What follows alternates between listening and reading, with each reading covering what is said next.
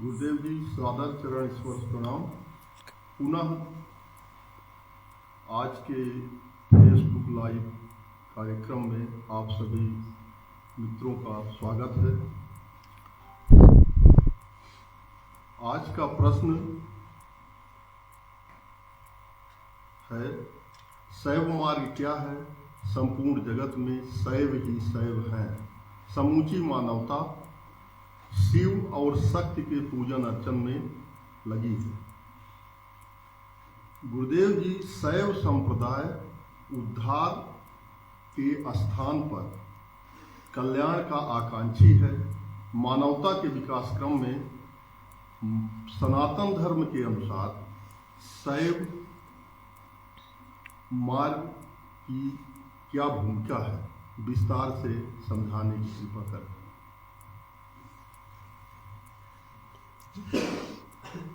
जरूर, महत्वपूर्ण प्रश्न है।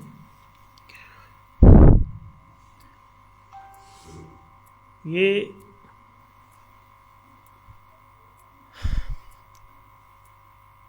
मानव समुदाय वास्तव में रजोगुण से उत्पन्न होता है। मनुष्य का ये शरीर रजोगुण से उत्पन्न होता है। सतोगुण की ओर ये जा सकता है, तमोगुण की ओर भी जा सकता है, बीच में रजोगुण है। मनुष्य मौलिक रूप से रजोगुणी है। जब ये दूषित आचरण करता है, तामसिक आचरण करता है, दूषित व्यवहार करता है, तो ऐसी दशा में इसका पतन होने लगता है। जब ये सात्विक आचरण करने लगता है, रजोगुण की दशा से ऊपर उठने लगता है, तो इसका उत्थान होने लगता है।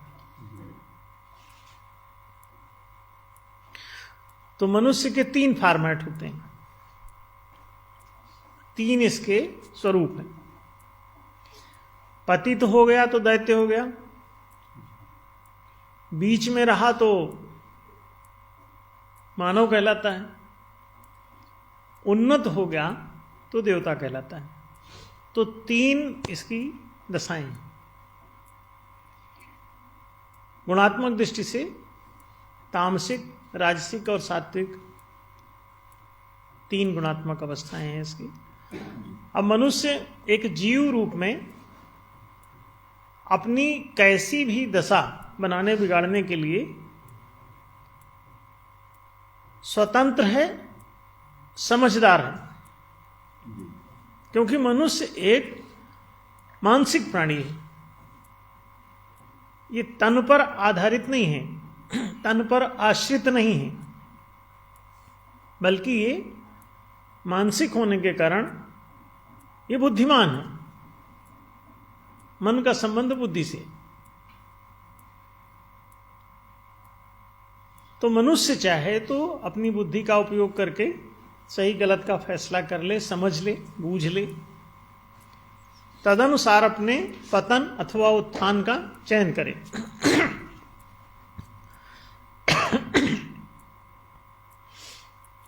अगर इसको ऐसा लगता है कि ये गलती से आ गया मनुष्य योनि में,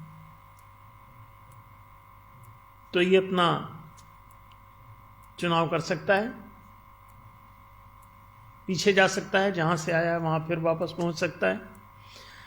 ये जड़ पदार्थ, वृक्ष, वनस्पति, पशु, पक्षी से उन्नत होता हुआ मनुष्य तक आया। अब ये चाहे तो पतन के रास्ते पे जा सकता है, वो भी रास्ता इसका खुला है। इस पतन के मार्ग को ही कल्याण का मार्ग कहते हैं। तुम्हारा कल्याण हो का मतलब यह है कि तुम तमस में डूब जाओ, शांति को प्राप्त हो, तुम्हारा मन नष्ट हो जाए। मनः शांति को ही कल्याण कहते हैं। किसी का मन शांत हो गया, मन समाप्त हो गया, बुद्धि की ज्योति बुझ गई,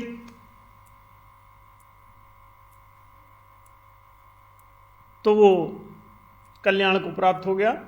और अगर मन आपका काम नहीं कर रहा है, बुद्धि आपकी नष्ट हो गई है, मन रूपी चंद्रमा अस्त हो गया है, अमावस में डूब गया है, आपका पुनर्जन्म नहीं हो। तो जिसका कल्याण होता है उसका पुनर्जन्म नहीं होता। तो जो कल्याण पथिक है वो अपने मन को मारने के लिए निरंतर प्रयत्नशील रहता है। जो इस मारे सोई सूरा।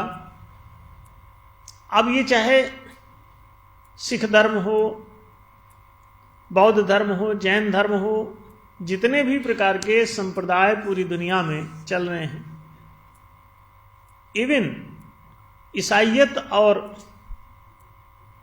इस्लामियत भी, वर्तमान काल में चल रहा हिंदू धर्म के नाम से जो प्रसिद्ध एक संप्रदाय है, और उसके भीतर अनेक प्रकार के संप्रदाय संतरे की फांकों की तरह हैं, उनमें भी मैक्सिमम सब कल्याणकामी हैं। क्योंकि उनको ये लगने लग गया है कि वो गलती से आ गए।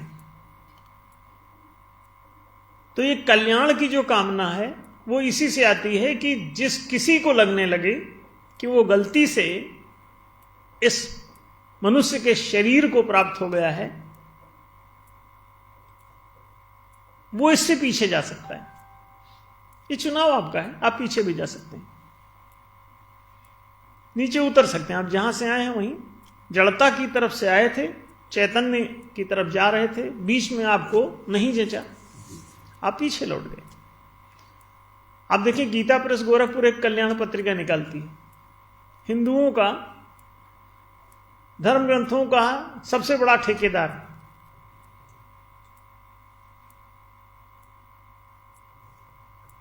कल्याण हिंदुओं का प्रतिनिधित्व करने वाला आपका कल्याण चाहता है। हिंदू अपना कल्याण चाहता है कि वो पुनर्जन्म से वो, इसीलिए कहा गया है कि पुनर्जन्मम न विद्यते, कल्याण हो जाए तो तुम्हारा पुनर्जन्म नहीं होता। इसीलिए सरकारें भी आपको मनुष्य बनाने के बजाय समाज कल्याण योजनाएं चलाती हैं, ताकि आप गलती से मनुष्य के शरीर में आ गए, आप पीछे लौट जाएं। मनुष्य का जो शरीर है ये कर्म प्रधान है।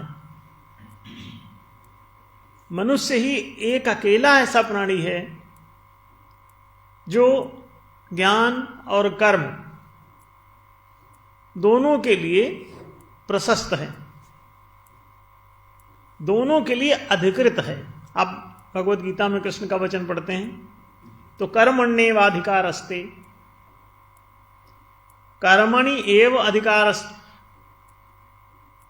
आप देखो कर्म का ही आपको अधिकार है, वो कहते हैं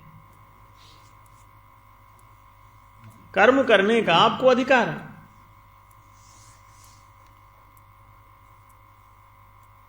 कर्मणि एव अधिकारः ते, तो अधिकारस्ते हो जाता है, विसर्ग का सा हो जाता है। तो आपको, ते माने आपको, तुमको कर्म का अधिकार है। तो कर्माधिकारी जीव है मनुष्य, कर्माधिकारी जीव है। अगर ये कर्म से डरेगा तो पीछे पलट जाएगा, क्योंकि मानव शरीर कर्म के लिए है, तो कर्म किए बिना इसका जीवन नहीं चलेगा। फिर पशुवती से जीना, पशुओं को कर्माधिकार नहीं है, वो कर्म कर भी नहीं पाते, वो केवल फल भोगते हैं। और मनुष्य के लिए क्या कहा गया है? मां फलेषु कदाचन। अगर तुम कर्म करो और फल की चिंता तुम्हारी छूट जाए, फल को हथियाने की चेष्टा तुम्हारी समाप्त हो जाए, कर्म करके फल सबके लिए तुम छोड़ सको, तो तुम देवता हो जाओगे, मनुष्य ही नहीं। और कर्म करके अगर फल पाने की इच्छा रखते हो तो तुम मनुष्य हो। तो वहां कृष्ण जो कह रहे हैं वो एक्चुअली तुम्हारे डिवाइन स्वरूप के लिए बोल रहे हैं। जन्म कर्म च मे दिव्यम के आधार पर वो बोल रहे हैं। यदि तुम में दिव्यता है तो तुम कर्माधिकारी हो, लेकिन फल पर अधिपत्य स्थापित करने की चेष्टा तुम्हारी ना हो तो। और अगर फल के लिए कर्म करते हो तो मनुष्य हो, और कर्म किए बिना फल भोगना चाहते हो तो तुम दैत्य हो, पशु हो। तो दैत्यों का जब चित्र बनाते हैं तो क्या कहते हैं, उनके सिर पे सींग लगा देते हैं। सींग लगाने का क्या अभिप्राय है कि मनुष्य होता हुआ भी ये पशु है। आप सिंधु घाटी की सभ्यता में देखते होंगे तो वहां अभी मोहनजोदाड़ो वाली फिल्म है तो उसमें देखा आपने को सींग का मुकुट पहन रहे हैं,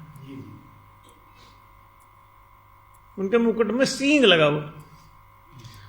आप उसमें सीरियल्स में भी देखे होंगे तो वहां जो या दुर्गा पूजा वगैरह के टाइम पे आप देखते होंगे जो दैत्यों के चित्र बन रहे थे उनके सिर में सींग लगे रहते हैं। तो मानव का शरीर तो है इसका, लेकिन पशुवत है इसलिए उसका चिन्ह लगा दिया जाता है। तो मनुष्य के शरीर में ही सींग लगा दो अगर, तो वो मानव होता हुआ भी पशु है। मनुष्य रूपेण मृगश्चरंती वाले, मनुष्य के रूप में ये पशु के समान पृथ्वी पर विचरण करते हैं। कौन? ईशाम न विद्या न तपो न दानम ज्ञानम न शीलम न गुणो न धर्म ते मर्त्य लोके भूरि भार भूता मनुष्य रूपेण मृगश्चरंती। विद्या विहीन पशुभिर समाना। तो विद्या के बिना मनुष्य पशु के समान होता है। विद्या विहीन पशु। अब देखिए, आप अगर ज्ञान और कर्म में रस नहीं रखते हैं तो आप कल्याणकामी हो जाते हैं, और उस वहां पर जो मनोवृत्ति आपको अपनानी पड़ती है उसी को काली वृत्ति कहते हैं। तो शैव मार्गी दो भाग में बटा हुआ है, काली का अनुयायी और दुर्गा का अनुयायी। तो काली और महाकाल का जो उपासक है वो कल्याणकामी है, काली कल्याणकारिणी, और दुर्गा दुर्गति नाशिनी। जो दुर्गति से बचना चाहता है वो दुर्गा जी की उपासना करता है। शैव मार्ग में ये दो चीजें हैं। तो काली और दुर्गा ये दोनों शंकर जी की पत्नियां कहलाती हैं, दोनों तमी और सती। तो गौरी को सती और काली को तमी, तो वो तामसी है और ये सात्विकी हैं। तो आपने सुना होगा सती नाम पार्वती का एक, सती हृदय अनुमान किया सब जाने हो सर्वज्ञ कीन्ह कपट में शंभुसन नारी सहज जड़ अज्ञ।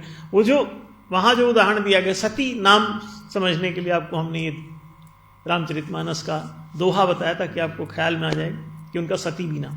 सती क्यों कहते? तामसिक और सात्विक दो चीजें हैं, तम और सत ये दो धाराएं हैं, अंधकार और प्रकाश ये दो धाराएं हैं, अज्ञान और ज्ञान ये दो धाराएं हैं। तो अगर आप पतित होना चाहते हैं तो काली के उपासक हो जाते हैं, काली कल्याण करती है, इसमें कोई दो मत नहीं है कि काली का उपासक का पुनर्जन्म नहीं होगा अगर वो ठीक से कंप्लीट कोर्स कर ले तो, साधना उसकी सध जाए। पुनर्जन्म न विद्यते, वो मन का नाश कर ले तो मन का नाश करने पर मानव शरीर में जन्म नहीं होता, और इसका सूक्ष्म शरीर अन्य किसी जानवरों का बनता नहीं है। तो मनुष्य शरीर अन्य किसी जानवर का बनता भी नहीं है, अन्य पशु पक्षियों का बनता नहीं है। इसलिए जब सूक्ष्म शरीर ही नहीं होगा तो पुनर्जन्म किसका होगा? पुनर्जन्म जब भी होगा तो उसके लिए सूक्ष्म शरीर चाहिए। सूक्ष्म शरीर मनुष्य शरीर कहलाता है, मानसिक जिसका विकास है केवल उसी का बनेगा। इसीलिए इसका पुनर्जन्म नहीं होगा यदि वो मन का नाश करने में सफल हो जाता है, तो बुद्धि का नाश करने में सफल हो जाए तो मन के नष्ट होते ही आपका विचार तंत्र, बोध तंत्र ये सब समाप्त हो जाता है। और जैसे ही ये समाप्त हुआ तो आप कल्याण को प्राप्त हो गए। अब आपका पुनर्जन्म नहीं होगा, और जब जन्म नहीं होगा तो मृत्यु भी नहीं होगी। माने तब जीवन में ना जन्म तो ना जीवन और ना मृत्यु, तो आप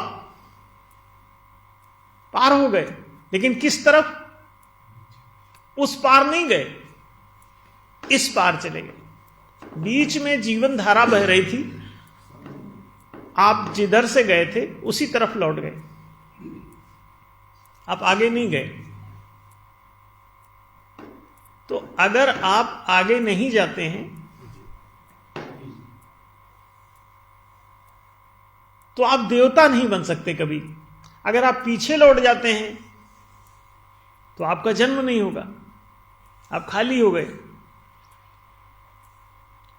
मन को पूरी तरह से नष्ट कर देना ही कल्याण का उद्देश्य है। उद्धार क्या है? कुछ लोग होते हैं जो अपने दोषों दुर्गुणों से ऊब गए हैं, तो उनके लिए उद्धार का पथ प्रशस्त है। यदि वो चाहते हैं कि उनका उद्धार हो, उनमें यदि कुछ अपना उद्धार करने के लिए प्रयत्न अथवा साधना करने की स्थिति हो, तो वो योग मार्ग का सहारा लेते हैं। तो नौ दुर्गा की जो साधना है वो हठ योग की साधना है। एक्चुअली कुंडलिनी के जागरण का विज्ञान है। तो 9 दिनों में आप सिद्ध हो जाते हैं। तो उसमें आपने सुना होगा कि प्रथमम शैलपुत्री चा, द्वितीयम ब्रह्मचारिणी, तृतीयम चंद्र घंटेति। तो ये जो क्रमशः वर्णन है इसका, पूरे 9 तक वर्णन है। तो 9वां सिद्धिदात्री, अंतिम रूप से आप सिद्धि को प्राप्त होते हैं। तो पूरी काली को पूरी गौरी में बदला जा सकता है। महागौरीति चाष्टमम, 8वीं जो है अवस्था में, सप्तमम काल रात्रेति और महागौरीति चाष्टमम, और 9वां सिद्धिदात्री चा 9 दुर्गा प्रकीर्तिता। ये ऐसे करके 9 दुर्गा का ये वर्णन है। ये कुंडलिनी जागरण शुरुआती जो है शैलपुत्री का मतलब होता है कि आपके भीतर एक सुमेरु पर्वत है मेरुदंड में, उसकी जड़ में ये सोई हुई है कुंडलिनी शक्ति। इसको आप जगा सकते हैं। जागृत होने पर आप अपना उद्धार कर सकते हैं। वो पर्वत में चढ़ जाए ऊपर, तो शैलपुत्री उस पर्वत से जन्म लेने के कारण, सुमेरु पर्वत से इसका जन्म होने के कारण इसे पर्वत की पुत्री कहते हैं, पार्वती, हिमालय सुता। तो जब ये उत्पन्न होती हैं तो इनको ब्रह्मचारिणी दूसरे नंबर पे बना दो। तो प्रथमम शैलपुत्री च, द्वितीयम ब्रह्मचारिणी। तो ये क्रमशः ऐसे विकसित होते होते कुंडलिनी शक्ति को आप संभालते सजोते हुए और महागौरी तक पहुंचते हैं। और जब ये महाकाली जब महागौरी हो जाती है तो ये पवित्र हो जाता है ये आदमी, और उसके बाद ये वर्ण क्रम में प्रवेश कर जाता है। तो फिर ये अगर कोई सिद्ध हो गया है योग में, तो उसका पंचदोष निवृत्त हो जाता है, दुर्वृत्तियां निवृत्त होती है। योग चित्तवृत्ति ही निरोधा, आप योग शास्त्रों में पढ़ते हैं। योग जो है चित्त की वृत्तियों को निरुद्ध कर देता है। तो जब चित्तवृत्तियां निरुद्ध हो जाती हैं तो आप निर्दोष हो जाते हैं, जैसे बच्चा। तो योगी बालवत, योगी कैसा हो जाता है सिद्ध होने पर? जैसे कोई बच्चा ताजा ताजा। तो अब बचपन से आप पढ़ाई लिखाई शुरू कर सकते हैं, ब्रह्मचर्य आश्रम का विद्यार्थी जीवन में जा सकते हैं। अब आप शूद्रावस्था में प्रवेश कर सकते हैं, फिर मानसिक विकास करके वैश्य बन सकते हैं, फिर भावनात्मक विकास करके क्षत्रिय हो सकते हैं, फिर चेतनात्मक विकास करके ब्राह्मण हो सकते हैं। तो ये उद्धार का ये मार्ग है। तो क्रमशः ये ऊपर चढ़ते हुए वर्ण क्रम है, ब्राह्मी स्थिति तक जा सकता है कोई आदमी। तो शैव मार्ग, जो लोग दोषों और पापों से घिर गए हैं, उनके उद्धार का जो जिम्मा है वो भगवान शंकर ने उठा रखा है। उनके लिए ये सनातन धर्म का शास्त्रीय प्रतिपादन है कि वो पापों को क्षीण कर देते हैं। अगर आप शंकर जी की उपासना करते हैं और आप पापों और दोषों से घिर गए हैं, तो शंकर जी आपको उससे ऊपर उठा सकते हैं। पाप और दोष में ग्रस्त रहता हुआ कोई आदमी मानव नहीं बन सकता। दोष पाप से छूटे बिना पंच दोष घेर लेते हैं, पंच पाप घेर लेते हैं। तो उन पंच पापों और पंच दोषों से निवृत्त होने के लिए मनुष्य को इस मार्ग की आवश्यकता है। अगर मनुष्य चाहे तो अपना परिवर्तन उत्थान करके और इस रास्ते पे चला सकता है, अथवा उस रास्ते पर कल्याण के मार्ग पे जा सकता है, तो जीवन से छुटकारा हो जाएगा। तो इसीलिए उसको उस अर्थ में वो अपना मोक्ष मान लेते हैं, लेकिन उसे मोक्ष नहीं कहते, वास्तव में उसे कल्याण कहते हैं। मोक्ष के लिए तो आप योगा सिद्ध कर लो, और योगा सिद्ध करके आप वर्णक्रम में चले जाओ, वर्णक्रम में ब्राह्मणत्व तक जाके आप स्वतः मुक्त हो जाते हो। देवत्व को जो प्राप्त है वो मुक्त ही है। पापों और दोषों से मुक्त हुए बिना कोई डिवाइन नहीं हो सकता, देवता नहीं बन सकता। तो ये 3 विभाग हैं मनुष्य के। पतित हो जाए तो वही दानव है, वही दैत्य है, वही दुष्ट है, अपराधी है, बदमाश है, पशुवत आचरण करता है। पशु सब अपराधी हैं, कोई भी सब चोरी करके ही जिंदे हैं, कोई उपार्जन करके कमा के नहीं खाता। कौन पशु है जो उगा के खाया? आज तक कोई फसल उगाई किसी पशु ने नहीं, उगा हुआ ही खाया है। किसी के द्वारा उगा हुआ बंदर किसी का भी केला तोड़ के भाग जाता है। पक्षी लोग किसी का भी अमरूद तोड़ के भाग जाते हैं। उन्होंने कब बगीचा लगाया, कब सींचा, कब खाद डाला, कब देखभाल की? नहीं, किसी पशु ने आज तक कोई उपार्जन नहीं किया। बट दे ईट। कैसे खाएंगे? चोरी अथवा भिक्षा। तो इसीलिए आप देखेंगे कि जब आप पतन के मार्ग पे होते हैं तो आपको भिक्षु बना दिया जाता है। आप देखें, बौद्धों में सारे भिक्षु होते हैं, भिक्षु दीक्षा ही है वहां पर। अभी हम कहीं पढ़ रहे थे कि 4 करोड़ की आबादी में, थाईलैंड में शायद, वहां पे 20 लाख, 4 करोड़ में से 20 लाख लोग जो हैं वो बौद्ध भिक्षु हैं। अभी किसी कंट्री का हमने पढ़ा।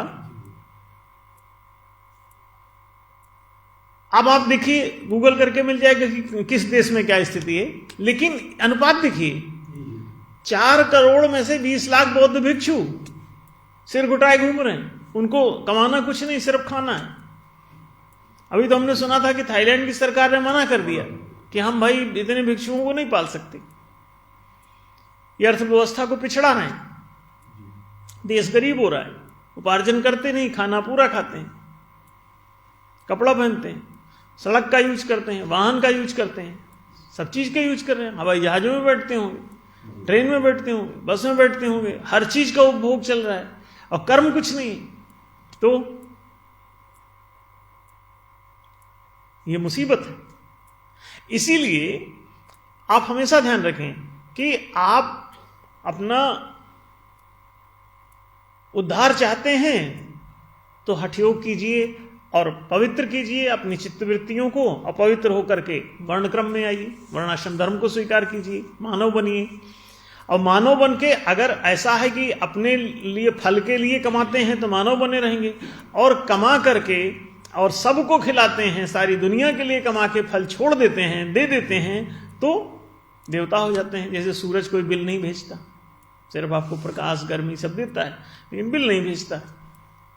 That's why you call them as divine. वो देवता है, चंद्रमा देवता, सूर्यो देवता, और देवताभ्यो नमः। देवता तो नमन के योग्य हैं क्योंकि वो बहुत अच्छे होते हैं।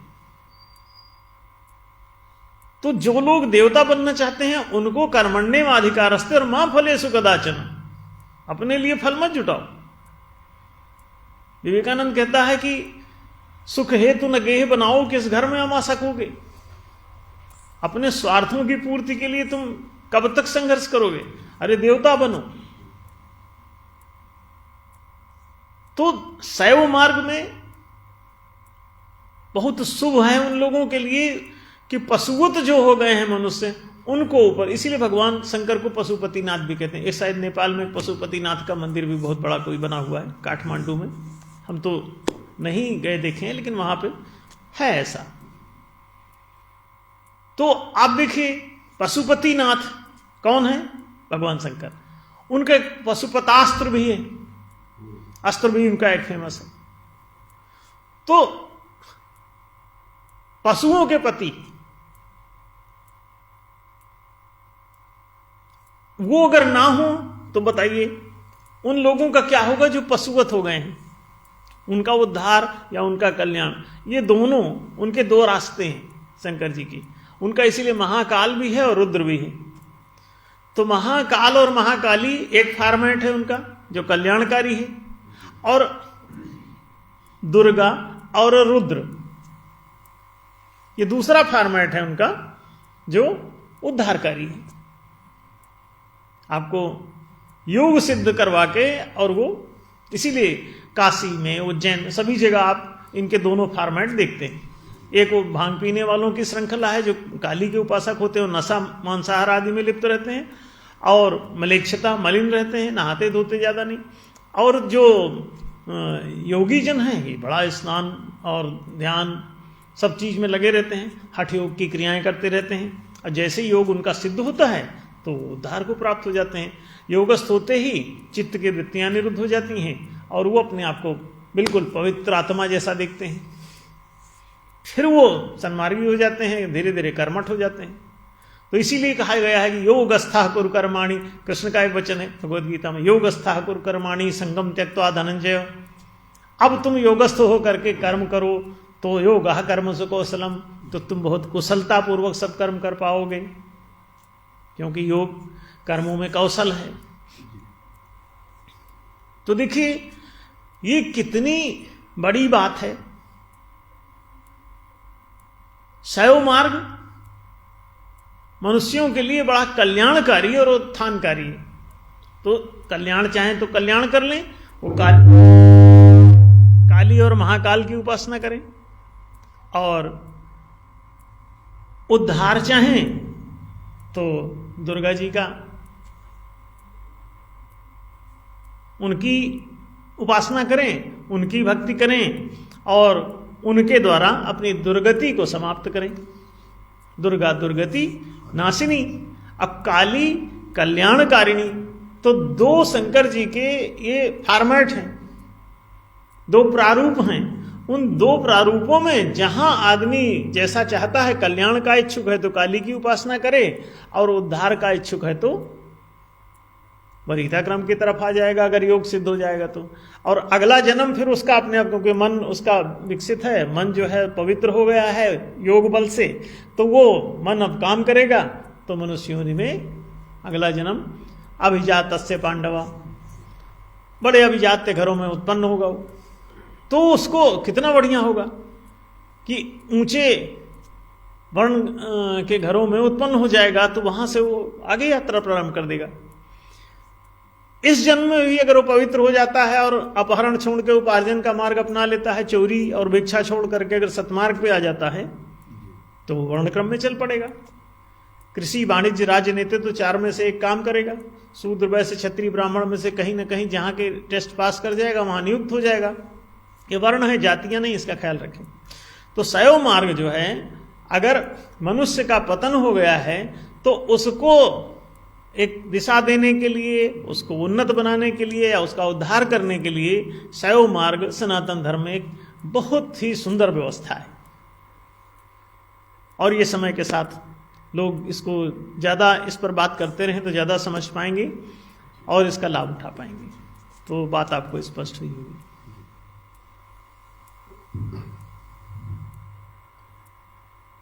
गुरुदेव जी धन्यवाद। आज सनातन धर्म की इस व्यवस्था में शैव मार्ग के बारे में आपने विस्तार से बताया। मित्रों, हर रविवार को फेसबुक लाइव प्रोग्राम प्रस्तुत होता है यहाँ से। तो आप सभी से अनुरोध है कि आप लोग इसको लाइक करें और हर रविवार को 8 बजे से 8:30 पर उपस्थित रहें। सभी मित्रों को पुनः बहुत बहुत धन्यवाद।